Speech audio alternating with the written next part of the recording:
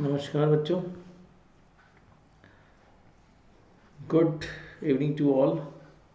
So welcome back on my YouTube channel AJ physics. So बच्चों, तुम्हारा exam आने वाला है एमएससी प्रीवियस का, तो इसीलिए अब वापस से मैंने क्लासेस शुरू की है for the MSc previous students. Last class में मैंने बहुत इंपॉर्टेंट चीज़ आपको पढ़ाई थी, है ना, जिसका नाम था Lagrangian equation of motion.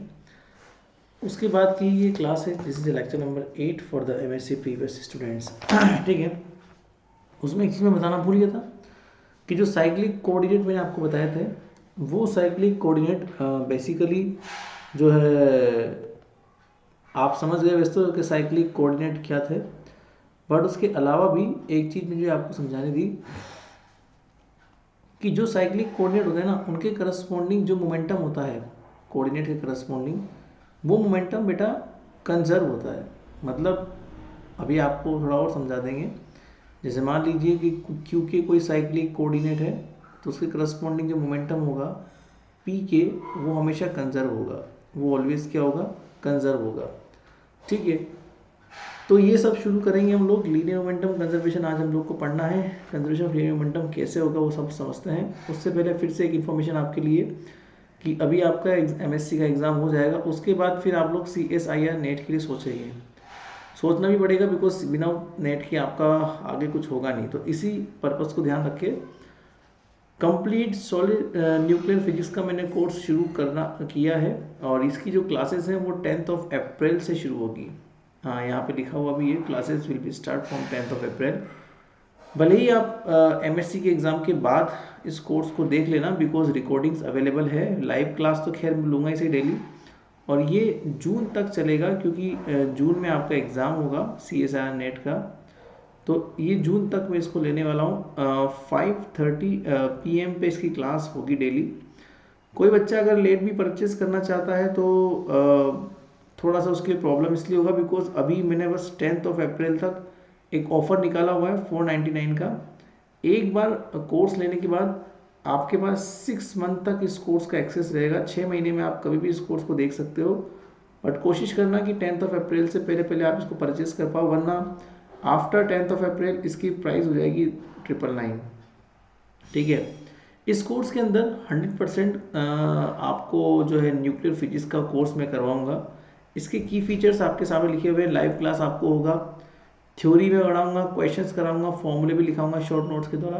PDF notes मैं आपको दूंगा हर क्लास की रिकॉर्डिंग अवेलेबल है, जिसको आप 6 महीने तक एक्सेस कर सकते हो, प्रॉपर नोट्स बना सकते हो, उस रिकॉर्डिंग से समझ सकते हो। वीकली टेस्ट मैं लेने वाला हूँ, जो कि आपको अभी मैंने क्या है, एक कोर्स रन किया हुआ है कंप्लीट सॉलिड स्टेट फिजिक्स का। आप उसे भी परचेस करके देख सकते हो, उसमें सारे फीचर्स अवेलेबल है। और ये सब मैं करवा रहा हूँ, ये केवल लिखने के लिए नहीं है, ये मैं एक्चुअल में करवाता भी हूँ। वो आपको सॉलिड वाले कोर्स में दिख जाएगा, अगर आप लोगों ने ले रखा है किसी ने तो वो सब मिल जाएगा। ये सब फीचर्स अवेलेबल है, ये सब आप पढ़ सकते हो आराम से, बहुत शानदार है। रनिंग है सॉलिड स्टेट फिजिक्स का कोर्स, तो ये भी आप लोग देख सकते हो। इसकी जो है रिकॉर्डेड लेक्चर्स अभी आपको मिल जाएंगे, जितनी क्लास हो चुकी है सॉलिड स्टेट फिजिक्स की उसका रिकॉर्डेड आपको मिल जाएगा। आप लोग रिकॉर्डेड लेक्चर देख सकते हो, जितने भी लेक्चर्स अभी तक हुए हैं। बाकी लाइव क्लासेस जो है वो 7:30 मॉर्निंग में होती है। इसके ऊपर भी ऑफर चल रहा है 10 अप्रैल तक। अभी 999 की जगह 499 में है। इसमें मैंने कूपन जनरेट कर रखा है, तो आप कूपन देख लीजिएगा। उस कूपन महावीर जयंती का कूपन है वो, तो इसलिए उससे आपको 499, ये भी 10 अप्रैल तक ही वैलिड है। उसके बाद वो कूपन एक्सपायर हो जाएगा आफ्टर 10 अप्रैल। देख लीजिएगा, दो बहुत अच्छे कोर्स, सॉलिड स्टेट फिजिक्स और न्यूक्लियर फिजिक्स, जो कि CSIR नेट के गेट के जेस्ट के, क्योंकि हम लोग जो करवाते हैं, मैं जो करवाता हूँ वो केवल नेट में ही काम नहीं आता, और जितने भी कॉम्पिटिटिव एग्जाम्स होते हैं सब में काम आएगा। और इतने असाइनमेंट्स, इतनी प्रॉब्लम्स जो मैं करवाता हूँ, साथ में उनके सॉल्यूशंस, वो भी वीडियो सॉल्यूशंस जो शायद कोई नहीं करवाता, वो सब मैं करवाता हूँ अपने कोर्सेज में, और वो भी इतनी अफोर्डेबल प्राइस में। ठीक है, तो इतना कंटेंट इतनी कम प्राइस में शायद आपको कोई नहीं देगा। आप लोग बाकी मुझसे जो है कांटेक्ट कर सकते हो। ये मेरी ऐप है जहाँ पे आपको ये सब चीज़ें मिलेगी, ये सब कोर्सेज मिलेंगे। एजे फिजिक्स आपको डाउनलोड करना पड़ेगा। यूट्यूब चैनल तो आपको खैर पता ही है। ये ग्रुप है टेलीग्राम का, ये भी आप लोग जो है टेलीग्राम ग्रुप से भी मुझे कनेक्ट हो सकते हो। और इंस्टाग्राम पे भी आप मुझे फॉलो कर सकते हो, तो सारी जानकारी आपको मुझे मिल जाएगी। मोबाइल नंबर मैंने दे रखा है आपको व्हाट्सएप पे, तो वो मोबाइल नंबर से भी आप लोग मुझसे कांटेक्ट कर सकते हो इस मोबाइल नंबर पे, ठीक है। बाकी डिस्क्रिप्शन में आपको सब मिल जाएगा। चलिए आज की क्लास शुरू करते हैं हम लोग फटाफट से। तो ये हमारा ब्लैक बोर्ड है और इस ब्लैक बोर्ड में हम लोग अब शुरू करने जा रहे हैं आज का लेक्चर, जिसका नाम है कंजर्वेशन ऑफ लीनियर मोमेंटम। अब देखो बच्चों, सबसे पहले बात करते हैं एक नोट की। कल लास्ट टाइम मैंने जो आपको पढ़ाया था वो पढ़ाया था कि साइक्लिक कोऑर्डिनेट क्या होता है। उस साइक्लिक कोऑर्डिनेट के ऊपर एक नोट आपको डालना पड़ेगा। देखो कि होता क्या है कि इफ क्यू के इज साइक्लिक, जैसा कि लास्ट लेक्चर में मैंने आपको साइक्लिक बताया था कोऑर्डिनेट, वैसा ही इफ क्यू के इज साइक्लिक देन, तो उससे corresponding momentum, then momentum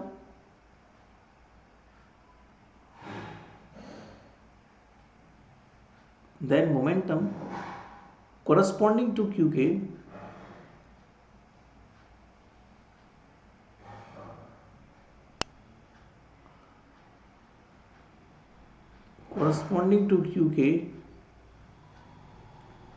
is conserved,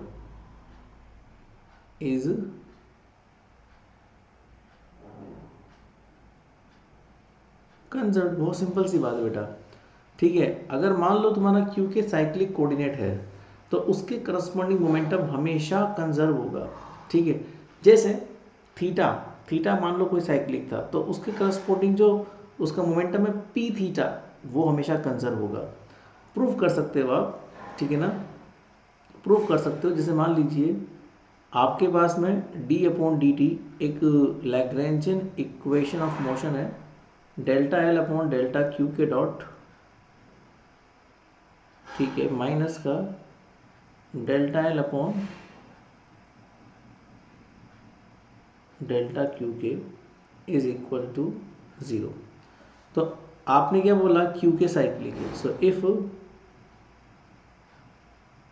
if Q के इज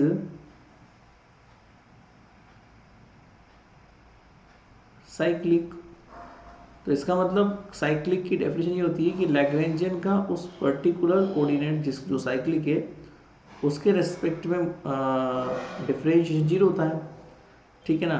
तो इसका मतलब क्या हुआ, d upon d t delta L upon delta Q k dot minus 0 is equal to 0।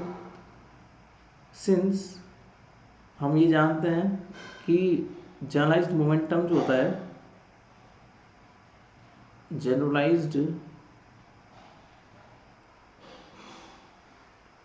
Momentum जो होता है,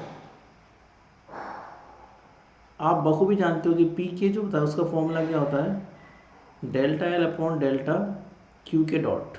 नहीं याद तो फिर याद कर लेना, ठीक है।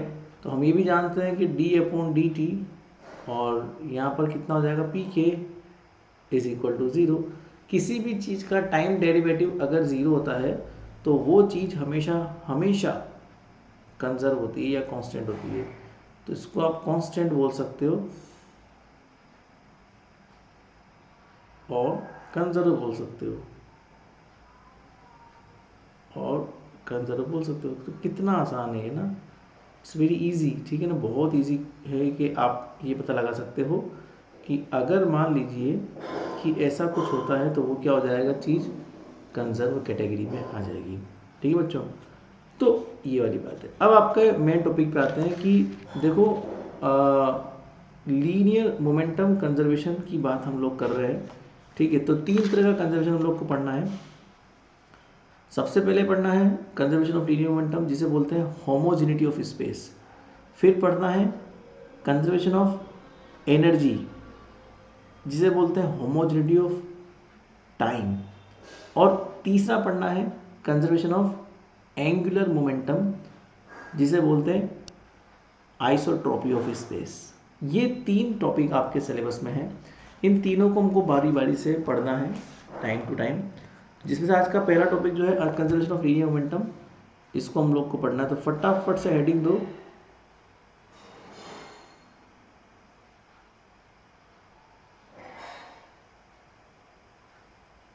Conservation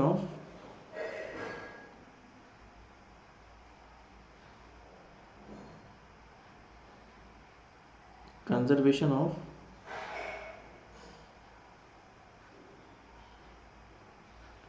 linear momentum, linear momentum. ठीक है बेटा, सो कंजर्वेशन ऑफ लीनियर मोमेंटम हमको पढ़ना है आज।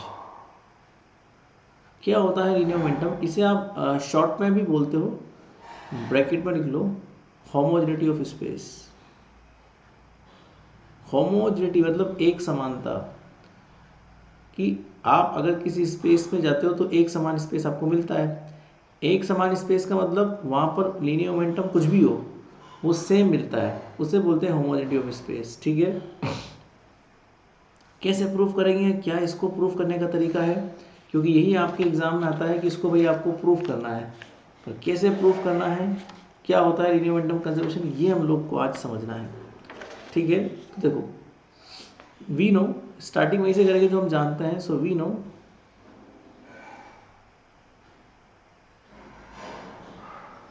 that the Lagrangian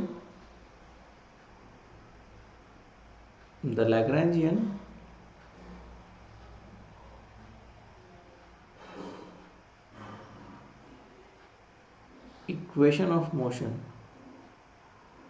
we know the Lagrangian equation of motion, सब जानते हो आप। अभी भी आपको मैंने बताया था कि याद तो रखना ही पड़ेगा, क्योंकि आपके पास में कोई चारा भी नहीं है। Delta L upon delta Q k dot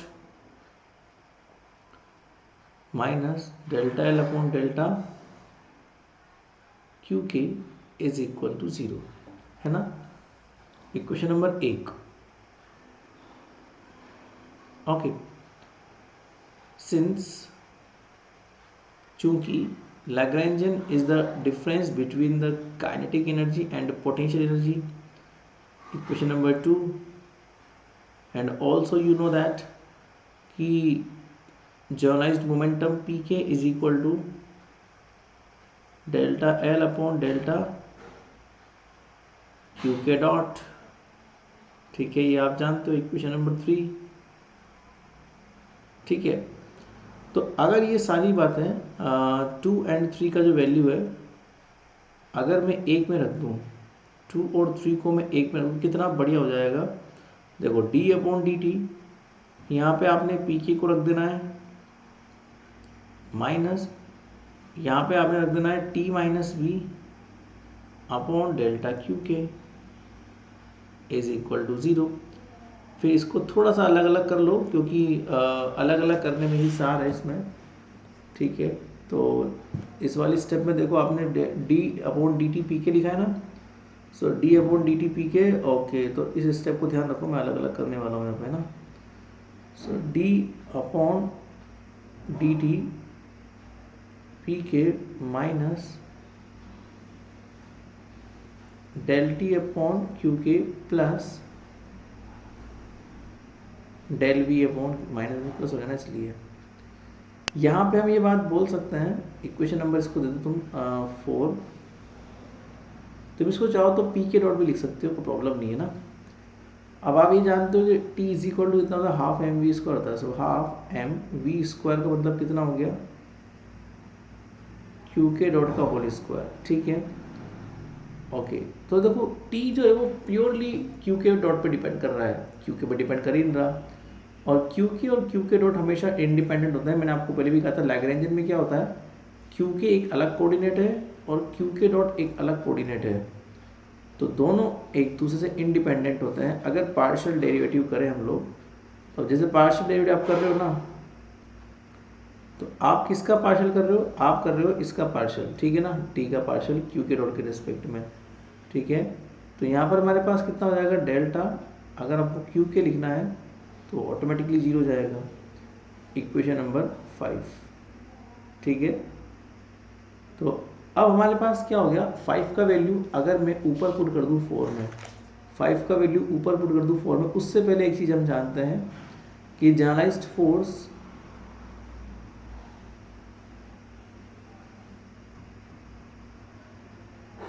क्या जानते हो आप कि जनरलाइज्ड फोर्स जो है मेरे पास, जिसे आप क्या बोलते हो, क्यू के बोलते हो, वो कितना है, माइनस का del v upon delta Q k available है हमारे पास, और माइनस का ये इक्वेशन नंबर 6।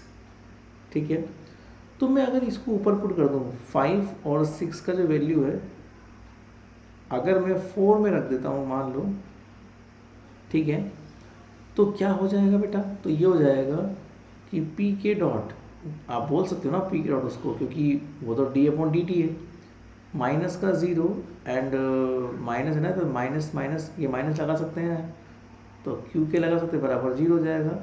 इसका मतलब क्या हुआ कि आप इसमें से बोल सकते हो कि पी के डॉट बराबर क्या हो जाएगा, क्यू के, सिंपल। सो अगली स्लाइड में आ जाओ, P k dot is equal to कितना हो जाएगा, क्यू के। इसको इक्वेशन नंबर 7 दे दो, क्या शो कर रहा है ये, ठीक है ना, ये शो कर रहा है मोशन का, मतलब equation of motion in configurational space, क्योंकि आप पी के डॉट निकाल रहे हो, P k dot momentum change है जो फोर्स को शो करता है। तो एक तरह से आ तो यही रहा है ना कि फोर्स जनरलाइज्ड फोर्स है, बिकॉज जनरलाइज्ड मोमेंटम है, तो जनरलाइज्ड मोमेंटम का टाइम डेरिवेटिव जनरलाइज्ड फोर्स, और वही आपको मिल रहा है। आप लोगों ने आखिरकार न्यूटन्स के सेकंड लॉ को प्रूफ कर ही दिया ना, ठीक है, नॉर्मल फोर्स जो होता है वो नॉर्मल मोमेंटम का टाइम डेरिवेटिव होता है। ठीक वैसे आपने क्या प्रूफ कर दिया कि जनरलाइज्ड जो फोर्स है, जिसे आपने क्यू के बोला है, उसने जनरलाइज्ड मोमेंटम के टाइम डेरिवेटिव को शो कर दिया, तो डायमेंशनली फॉर्मूला बिल्कुल परफेक्ट है। ठीक है, बट इसे कॉन्फिगरेशन स्पेस का इक्वेशन ऑफ मोशन भी कहते हैं, जो ट्रांसलेशनल मोशन को शो करता है। अब इसमें लीनियर मोमेंटम कंजर्व कैसे होगा, तो वही हमको समझाना है। वैसे तो सिंपल सी बात है, क्यू के को जीरो कर दो तो पी के बराबर कांस्टेंट हो जाएगा, टाइम डेरिवेटिव है ना वो। बट इसको थोड़ा जमा जमा के लिखना है, नंबर आपको ऐसे नहीं मिलेगा, डायरेक्ट लिख दोगे तो कोई नंबर नहीं मिलेगा, एमएससी का एग्ज़ाम है, इसीलिए थोड़ा इसको आपको डेकोरेट करके लिखना पड़ेगा, वो हम लिखेंगे। तो लिखो equation 7 shows the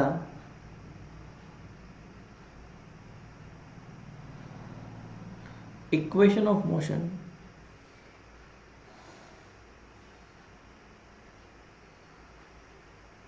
shows the equation of motion in configurational space, in configurational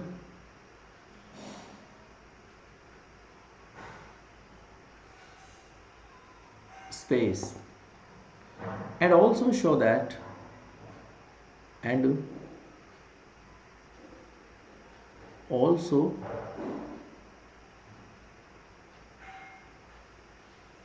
show that the total generalized force, the total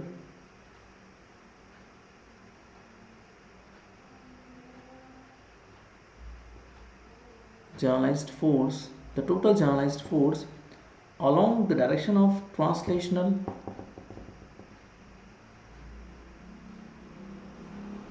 along the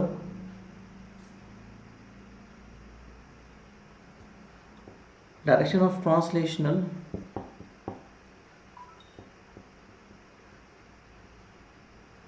direction of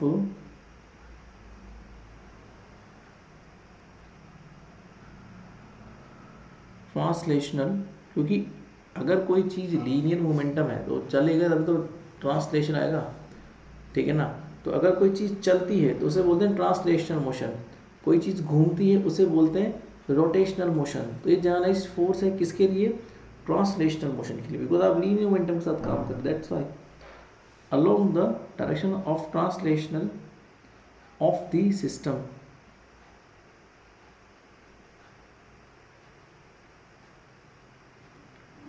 translational motion of the system of the system, ठीक है, and generalized momentum pk and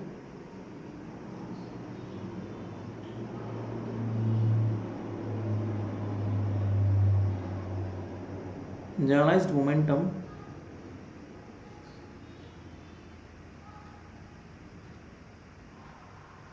pk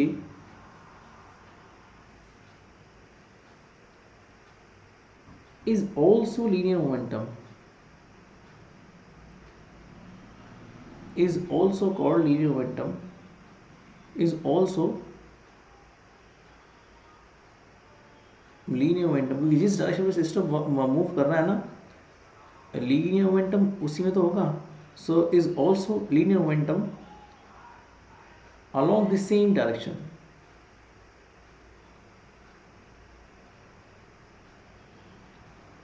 Along the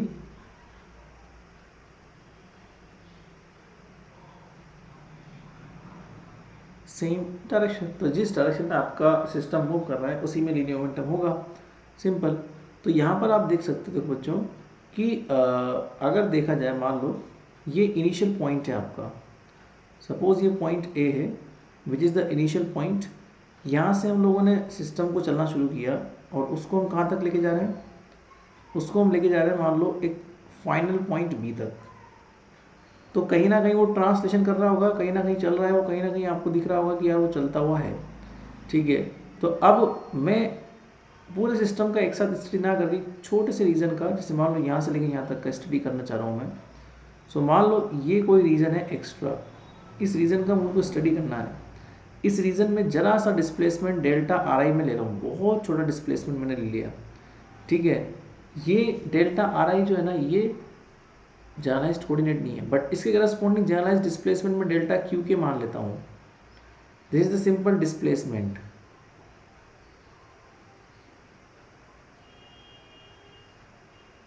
इसको हम displacement लेते हैं.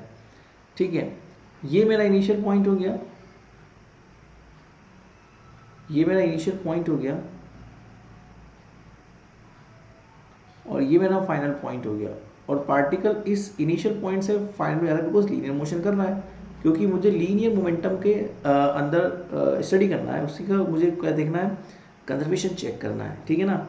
तो मान लेता हूँ कि जिस डायरेक्शन में ये मूव कर रहा है वो एन कैप डायरेक्शन यहाँ पर है, ए से लेके बी तक जा रहा है ना वो, है ना. तो वो एन कैप डायरेक्शन में पार्टिकल जा रहा है और उस डायरेक्शन में एक छोटा सा डिस्प्लेसमेंट डेल्टा आर आई, एक नॉर्मल मतलब की ले लिया मैंने, जो कि नॉर्मल कोऑर्डिनेट में और जनरलाइज्ड कोऑर्डिनेट में डेल्टा क्यू के हम लोग मान लेते हैं. रिलेशन बताऊंगा मैं आपको कि दोनों कोऑर्डिनेट में क्या रिलेशन होता है, चिंता मत करो. चलो तो इसके आगे आ जाओ. So let us consider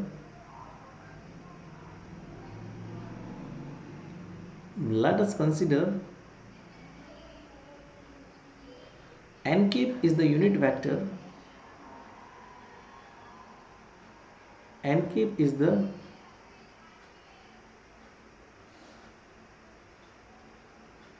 unit vector along the direction of translation, along the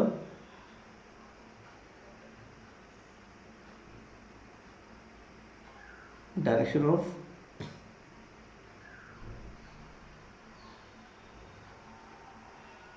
translation. Okay. Then from transformation equation, ये होता है रिलेशन, बताता हूँ मैं. ट्रांसफॉर्मेशन इक्वेशन जो होता है ना, वो रिलेशन होता है नॉर्मल कोऑर्डिनेट का जनरलाइज्ड कोऑर्डिनेट में.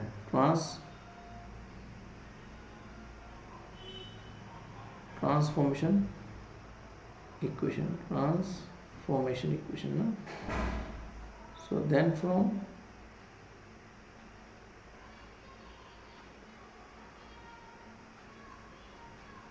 ट्रांसफॉर्मेशन इक्वेशन रिलेशन ये होता है बेटा कि जो नॉर्मल कोऑर्डिनेट होता है ना, वो आपको देखना जनरलाइज्ड कोऑर्डिनेट का कंपोनेंट, तो ये कंपोनेंट ही निकल जाएगा. ये होती है वैसे ट्रांसफॉर्मेशन इक्वेशन. तो यहाँ से एन कैप निकाल सकते हो आप.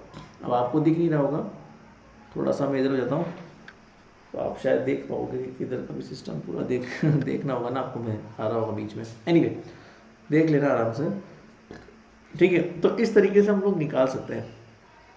तो यहाँ से हम लोग एन कैप निकाल लेते हैं. मैं एक बार थोड़ी देर के लिए हट जाता हूँ ताकि आपको फटाफट पूरा दिख जाए. आप लोग इसको उतार लेना थोड़ी देर में.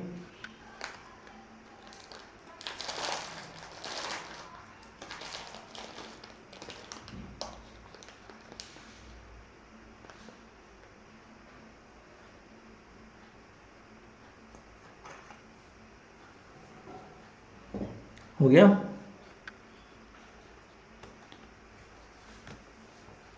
Done.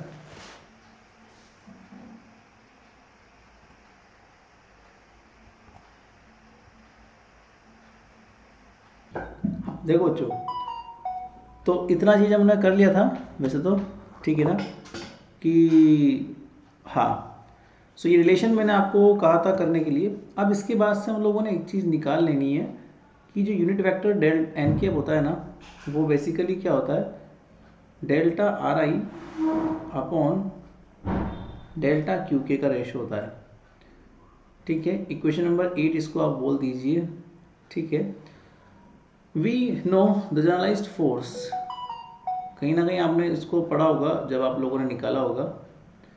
We know the generalized force, जब आप लोगों ने लैग्रेंजियन इक्वेशन ऑफ मोशन निकाली तो ये चीज़ पढ़ी होगी। वी नो जनरलाइज्ड फोर्स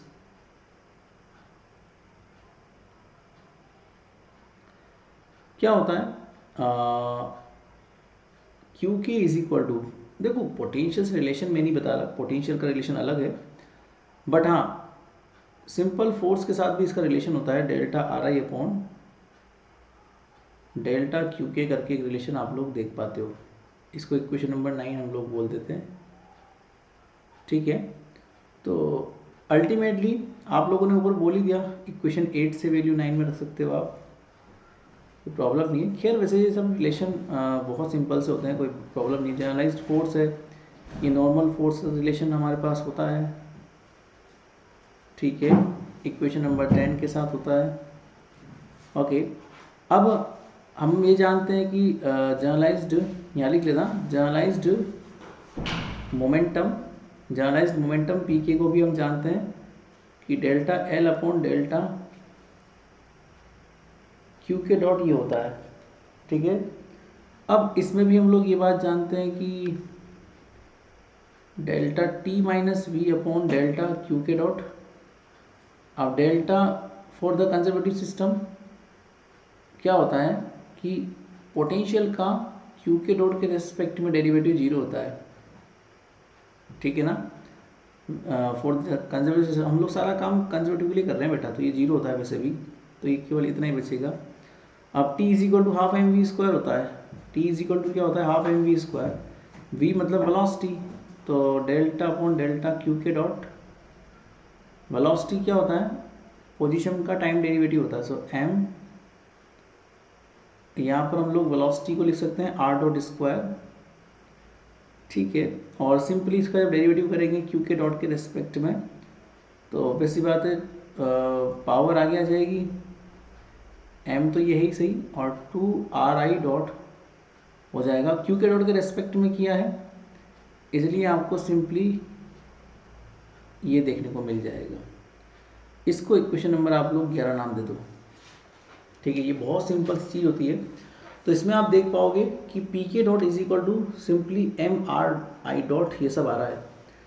ठीक है, अब एक चीज़ होती है देखो कि अगर delta R dot upon delta Q k dot देखा जाए तो delta r upon delta Q के बराबर होता है, ये अलग से आपको याद रखना है। तो यहाँ लिख लो कि चूंकि, चूंकि मतलब since delta R dot upon delta Q k dot जो होता है वो हमेशा होता है delta r upon delta Q के। इक्वेशन नंबर 12, तो जैसे आप 12 का वैल्यू 11 में रखोगे, so as you put the value from 12 to 11, ठीक है, तो ये हो जाएगा हमारे पास p k is equal to MRI dot और delta r upon delta q, RI upon q k वो एक ही बात है। ठीक है, तो इस स्थिति में आप ये बात देखोगे कि ये तो भैया इक्वेशन नंबर 13 हो गई। अब इस 13 नंबर इक्वेशन का एक समस्या है कि आप ये जानते हो कि ये जो है ना, ये लीनियर मोमेंटम को शो करता है और ये एन कैप को शो करता है। तो generalized momentum is equal to normal linear momentum, और उसके साथ में जनरलाइज्ड को शो कर, because mass into velocity m into v, और ये नॉर्मल कोऑर्डिनेट है इसलिए नॉर्मल मोमेंटम हमारे पास शो होगा। तो ये रिलेशन हमारे पास डेवलप हो चुका है। जैसा कि जनरलाइज्ड फोर्स में डेवलप हुआ था, ठीक वही जनरलाइज्ड मोमेंटम में। देख लो आप ये रिलेशन, इक्वेशन नंबर 10 देखो और इक्वेशन नंबर 14 देखो, लगभग लगभग सेम ही है। ठीक है, so equation 10 and 14, equation 10 and 14 shows that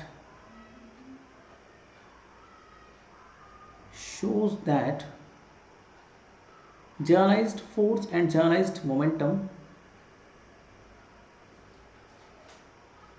generalized force and generalized momentum, generalized momentum is defined along the is defined along the is defined along the direction of linear momentum, along the direction of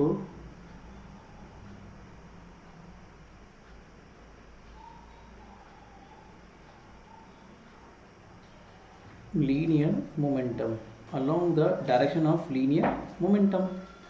simple सी बात है, that is the direction of translation, और वही direction किसकी है, translation की, that is the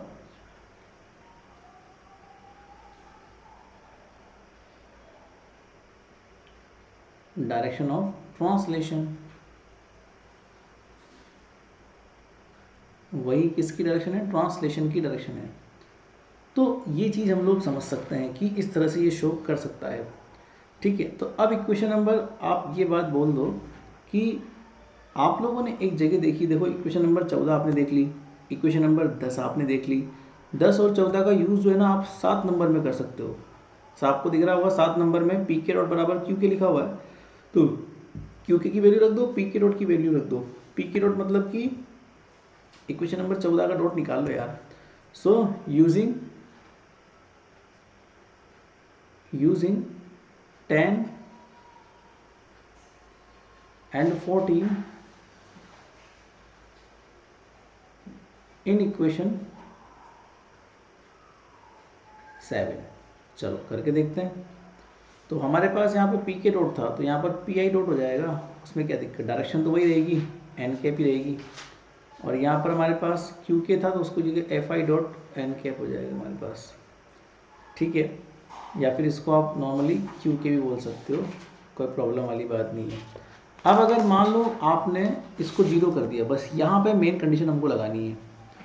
यहाँ पर मेन कंडीशन क्या लगानी है, बेसिकली कि आपको यहाँ पर ये चीज़ मेंशन करनी पड़ेगी, इफ़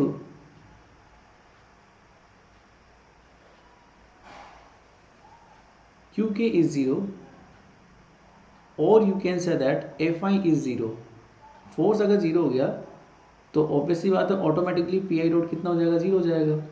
और पी आई डॉट ज़ीरो है तो मतलब पी आई जो है वो कांस्टेंट हो जाएगा, नॉर्मल मोमेंटम कंजर्व। जो मैंने स्टार्टिंग में आपको पढ़ाया था ना कि अगर कोई साइक्लिक होता है तो उसे करस्पॉन्डिंग मोमेंटम कंजर्व होता है ना, वो था conservation of angular momentum, sorry conservation of momentum. ठीक है, बट कहाँ पे, जर्नलाइज्ड सिस्टम में। तो वहाँ पर मैंने आपको कहा था कि जो जर्नलाइज्ड कोऑर्डिनेट होता है उसके करस्पॉन्डिंग, जो जर्नलाइज्ड कोऑर्डिनेट साइक्लिक होता है उसके करस्पॉन्डिंग जर्नलाइज्ड मोमेंटम कंजर्व होता है। यहाँ मैं जर्नलाइज्ड मोमेंटम की बात नहीं कर रहा कि नॉर्मल मोमेंटम है, ये लीनियर मोमेंटम है। तो यहाँ बात कर रहे हैं हम लोग लीनियर मोमेंटम की बेटा। तो ultimately that is the way जहाँ पे आप देख पाओगे कि कैसे लीनियर मोमेंटम जो है वो कंजर्व होता है। सो यहाँ पर ये इसको आप कांस्टेंट या कंजर्व लिख सकते हो, यहाँ जाके आप बोल सकते हो परफेक्टली कि कैसे लीनियर मोमेंटम का जो कंजर्वेशन होता है। और इसी को दूसरे शब्दों में अगर हम बोले तो that is called the homogeneity of space. So in the absence of, ये लास्ट लाइन है और बहुत इंपॉर्टेंट लाइन है, इन दी एब्सेंस ऑफ, और ये न्यूटन सेकंड लॉ भी होता है ना, in the absence of external force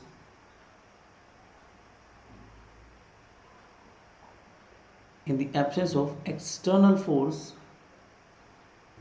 corresponding linear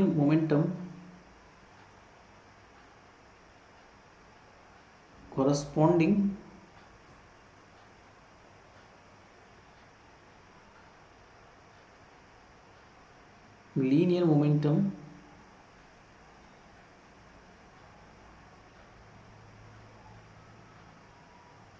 of system is conserved. That's it. बस यहाँ तक आप करना। अगर ऐसा कुछ कंजर्वेशन प्रूफ करने को आता है या होमोजेनिटी ऑफ स्पेस आता है तो आपको यहीं तक प्रूफ करना है, ख़त्म काम। और फाइनली जाते जाते फिर से एक बार मैं बोलूँगा कि अगर आप लोग CSIR नेट या किसी भी तरह के एग्ज़ाम की तैयारी करना चाह रहे हो, गेट, जेस्ट, टीफर, तो बच्चों अभी सही मौका है। 499 में एक सब्जेक्ट पढ़ने को मिल रहा है, बहुत बड़ी बात है। एक सब्जेक्ट बहुत बड़ा होता है, उसमें भी बहुत कुछ मैं पढ़ाने वाला हूँ एक सब्जेक्ट के अंदर भी, ठीक है। तो वो आप लोग जो है एप्लीकेशन डाउनलोड कर लीजिएगा AJ फिजिक्स, ठीक है, प्ले स्टोर पर जाके, और वहाँ पर आपको सारे कोर्सेज मिल जाएंगे। सॉलिड, न्यूक्लियर, दोनों कोर्स आपको परचेज़ करने हैं 499 में अगर आप चाहते हो तो, ठीक है। ये तो लाइव शुरू होने वाला है 10 जुलाई से, अप्रैल से, तो आपके एग्ज़ाम के बाद आप लोग लाइव भी इसको ज्वाइन कर सकते हो। Okay, bye bye.